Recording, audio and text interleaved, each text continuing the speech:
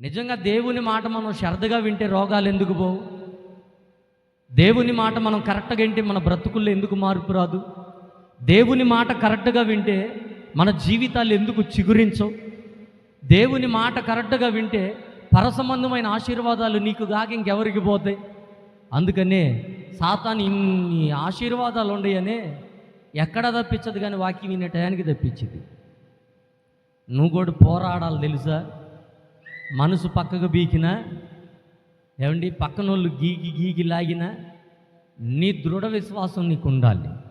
నేను వాక్యం వినాలి, దేవుడు నాతో మాట్లాడుతున్నాడు, నాకేదో చెప్పాలనుకుంటున్నాడు ఆయన, నేను వినాలి, నేను పక్కకు పోతే నా దేవుడు బాధపడతాడు అన్న దృఢ విశ్వాసం నీలో ఉండాలి, ఆ పట్టుదల నీలో ఉండాలి.